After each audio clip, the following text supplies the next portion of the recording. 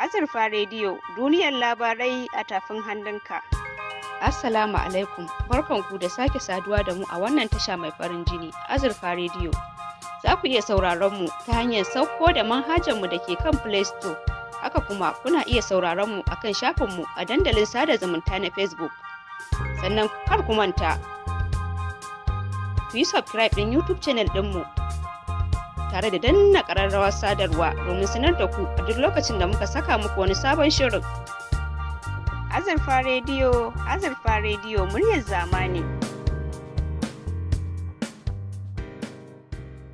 Tun bayan ɓullar annobar coronavirus, masana tattalin arziki suka fara nuna fargaba akan illolin da annobar za ta yi ga tattalin arzikin ƙasashen duniya, musamman masu tasowa kamar Najeriya. Alƙalman ƙididdiga a Najeriya sun nuna cewa da yawa a cikin 'yan ƙasar na ta rasa aikin su saboda yadda mutane da kamfanoni ke fuskantar matsaloli ta fuskar tattalin arziki da kuɗaɗen shiga sakamakon gagarumin tasirin annobar coronavirus. Ko menene mafita baya ga kiraye-kirayen da ƙungiyoyin ƙwadago, masana tattalin arziki suka yi akan a haɗa gwiwa da al'umma domin kawo mafita ga matsalolin da ake fuskanta? Ga fitaccen ɗan kasuwa kuma ɗan jarida Manga da Sha'aibu da bayani. Mafita samar da aikin yi a Najeriya dai da ma Afirka baki daya, wato shine na ɗaya dai karfafa su masu ƙananan masana'antu domin su rinka ɗaukar ma'aikata da aikin zai zagaya. Abu na biyu shine to karfafa sha'anin aikin gona. Aikin gona yana da tasiri tattalin arzikin al'umma. Idan aka samar da wato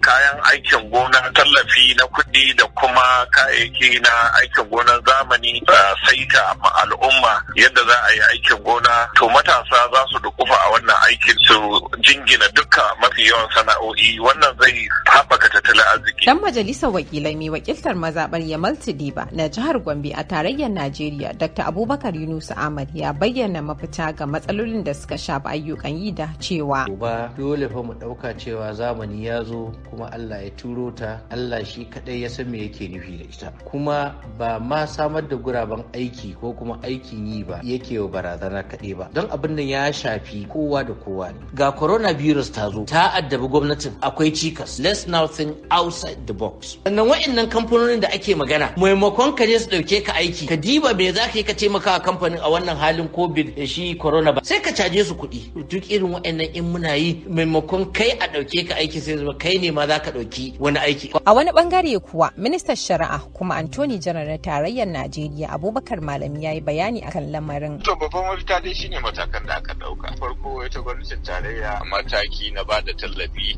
da ganin cewa an samar da ayyukan yi ta yi kyakkyawan tanadi ta huskar abin da ya danganci tsare-tsaren aiki a kuɗaɗe waɗanda za su taimaka ma mutane tsayuwa a kansu da kuma abubuwa makamantansu.